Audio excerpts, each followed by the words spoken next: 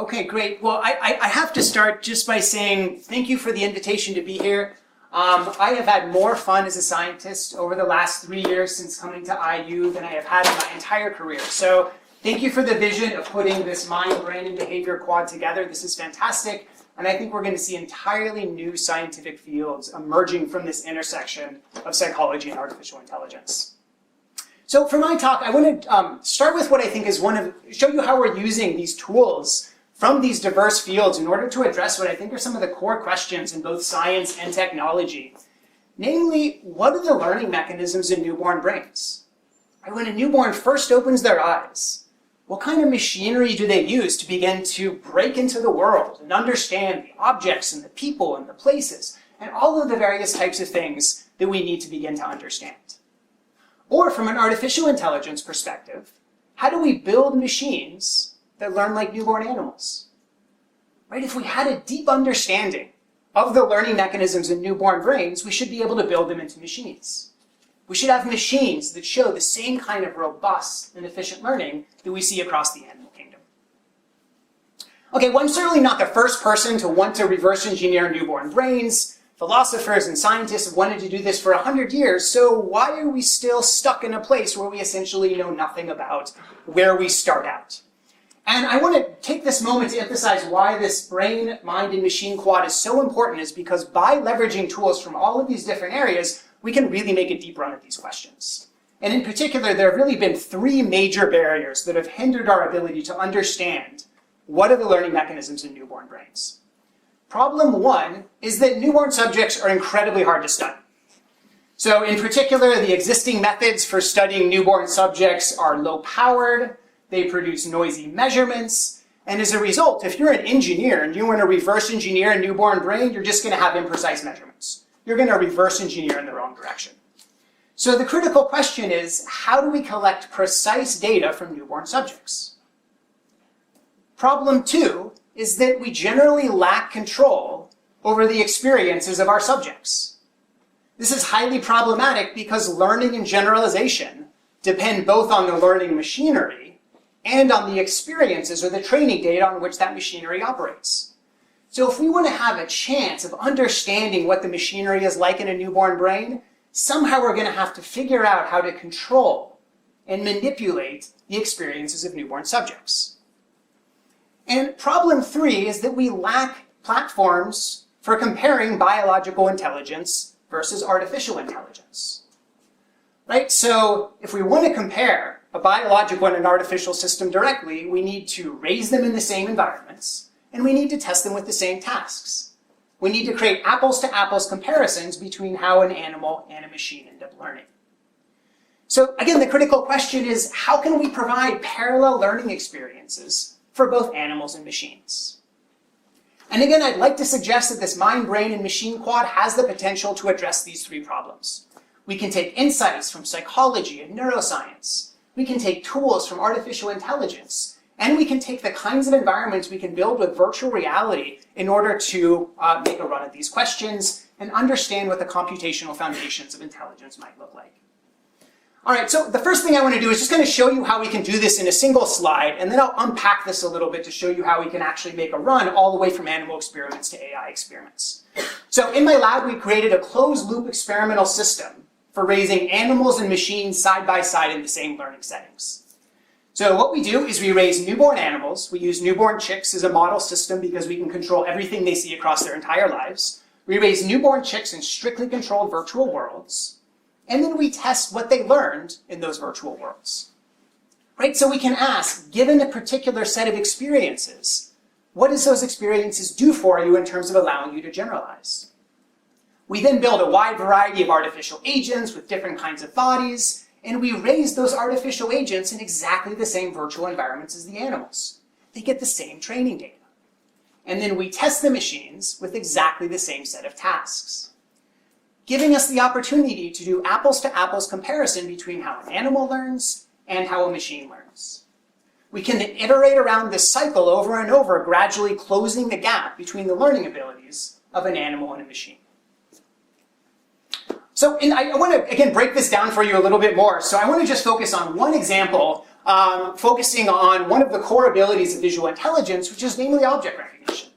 Right? Objects are the currency of thought, they're what we think about, they're what we reach for, they're what we attend to, and it's quite a hard problem to solve. So I could show you just the picture on the left, and you would be able to immediately recognize that all 9 pictures on the right are the same object, despite the fact that they project very different images to your eyeball. So what algorithms do we need to solve this problem, and what training data do we need in order to be able to train that machinery on? Okay, so 5 steps. First step is to run automated controlled rearing experiments with newborn chicks. So what we did is we raised newborn chicks in a strictly controlled world where we controlled all of their object experiences. We raised them in a world with a single object that could only be seen from a 60-degree viewpoint range. Right, so that was all they ever saw about objects. In the second week of life, we then tested whether they could recognize that object from novel viewpoints. So you can see on the image on the right, that's actually the same object that they imprinted to, but it looks quite different than their imprinting stimulus. So can the chick still recognize that object? Here's what the data looks like. So from this very, very small amount of data, the input data, newborn chicks are able to build these very, very robust representations that generalize across a wide range of different viewing situations. Somehow, from very little, newborn chicks are able to do a lot. They're able to build very robust abstract representations. So this suggests that animals are capable of one-shot view invariant recognition, and we've also found they can do this very rapidly within about 125 milliseconds. And just to orient you, anything that's green is highly robust. So simple way of measuring what's going on there. The second step is then to create digital twins of the animal chambers in a video game engine. So in particular, here is a virtual controlled rearing chamber for machines. This is as similar as we can make it to the controlled rearing chambers of the animals. And the reason this is important, of course, is that now we can have animals and machines be tested with the same training data, and they can be tested on the same tasks. With digital twins, we can run animals and machines side by side in the same learning settings. With those digital twins, we then simulate the visual experiences of newborn animals. So here we're collecting a variety of different training data that we can then use in order to train computer vision systems. So these are embodied data streams captured within the environments in which these animals learn and grow. We then take those embodied data streams. So for example, here is an embodied data stream from one of our first experiments, and we train state-of-the-art models in computer vision. So these are models that can take raw images or raw video streams and spontaneously learn without labels. And then we freeze the weights of those models, and we just attach a linear classifier at the end to evaluate the quality of the representations that the models could create. And finally, we directly compare the animals and the models. And again, I just want to remind you, we're giving newborn chicks and newborn machines exactly the same challenging view invariant task. From a tiny little bit of training data, they have to generalize over to images they have never seen before. Here's what the data looks like for the chicks, and I'm just going to show you a few different models we've tested. Here is an autoencoder that has been trained on embodied data streams from newborn machines. Looks almost identical to the chicks. Here's another unsupervised model, bring your own latent. Again, we find comparable, if not better, performance than the newborn chicks, all trained on embodied data streams. And again, here is just one other model. Again, we find that these unsupervised models, when trained on embodied data streams, can actually recognize objects immediately from novel viewpoints. So I think this is really exciting, especially from a developmental psychology point of view, because it gives us something we never had before. We now have image computable models of a newborn visual system. These are models that have been trained on the kind of data that newborn animals get trained on, and they're tested on the kinds of stimuli that we test newborn animals on. And so I think it's worth kind of stepping back and asking, what are the implications of this kind of AI model for psychology, right? What does this buy us? And I would argue that it buys us 4 really important things that we didn't have before. The first is that because this is a task-performing model, because this model has to do the same thing that animals do, it has to take in high-dimensional sensory inputs and categorize objects, it actually tells us We now know which algorithms and experiences are necessary or sufficient to solve this task. We know exactly because the model actually solved the task. And because this is a task-performing model, we can also start building integrative models. We can take exactly the same model that I just showed you, and we can test it across a wide range of different contexts. Visual binding, object permanence, motion perception, any experiment that my lab or any other lab happens to design. Right? And this is a goal of mature sciences, is to build unified models. You don't want a separate model for every ability. You want a single unified model that can do all of the things that an animal or a human can do. Third, these models are transparent. Right? We have access to the architectures, the objective functions, the learning rules, the weights, the training data. So we can gradually dissect these models and figure out how they work. So and gain more and more understanding of these systems. And finally, I would say this gives us a useful level of abstraction. Right? As scientists, we tend to evaluate scientific models along at least two axes, right? So the first axis is how simple and explanatory is that model? But the other axis is how much prediction and control does that model give us over the target domain? And so like a verbal model is simple and explanatory, but it doesn't let us do much, right? It doesn't let us predict much. It doesn't let us control a system. Whereas maybe a replica of a brain, if we had it, would allow us to predict and control a system, but we wouldn't really know how it works. Reverse engineering is designed to hit this sweet spot. We build the simplest possible model that we can to explain the most amount of stuff. And plus, the models can actually run technology for us. I would also argue it can tell us something for artificial intelligence. This is a point that Linda nicely mentioned. Right? So right now, the dominant strategy in computer vision is to take 14 million images off the internet and do large-scale, massive training of computer vision systems. But there might be another option.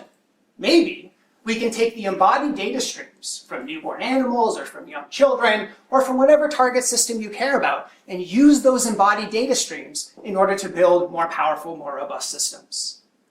Right? So another way of saying this is studies of animals can provide guidance for building better machines that can actually leverage the natural real-world data streams that comprise natural experiences.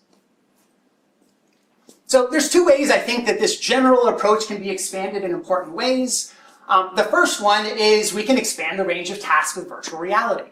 So this is a new virtual reality chamber we recently created in the lab. Essentially, the VR chamber updates in real time as the animal moves. So they always get realistic 3D projections, which you can see on the inlay.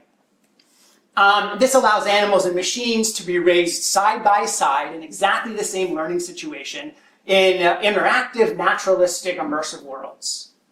And even better, because this is virtual reality, we can actually push vision beyond its natural bounds. We can raise an animal or a machine in an impossible world in order to distinguish between candidate models that might make identical predictions in natural worlds. So there's a huge amount of power that comes from this approach of using virtual reality. And then, of course, because this is immersive and interactive, we can hit the large-scale range of tasks that we care about as psychologists. The other way that this approach can be expanded is into animal behavior, to look at more natural behaviors. So in this experiment, what we did is we took this state-of-the-art model from artificial intelligence. We call it curiosity-driven deep reinforcement learning. We then stuck this brain into each one of these individual little virtual animals, and then we just let them run around and learn. And what we found is that they spontaneously imprint.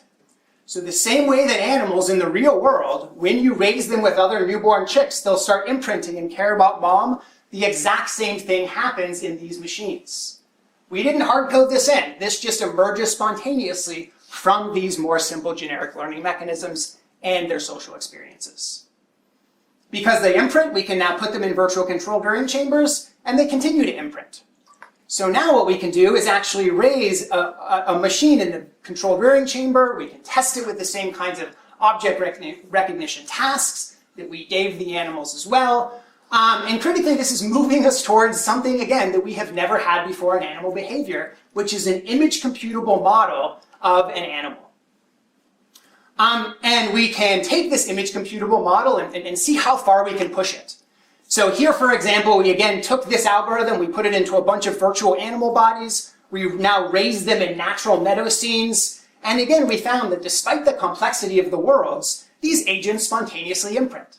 They start showing the same kinds of patterns of collective dynamics that we end up seeing in animals in the wild.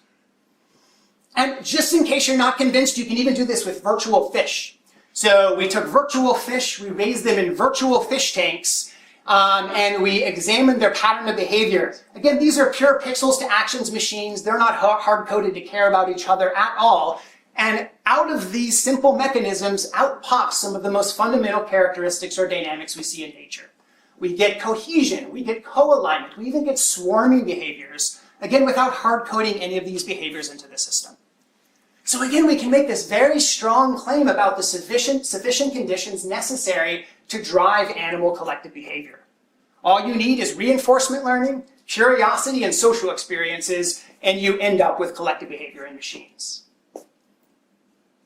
So I would like to, I think this is an exciting time because we can now start moving towards unified models of intelligence, right? By creating libraries of benchmarks, spanning a range of tasks, we can build unified models instantiated as an AI system for biological intelligence. And I think this approach can be used with many different populations.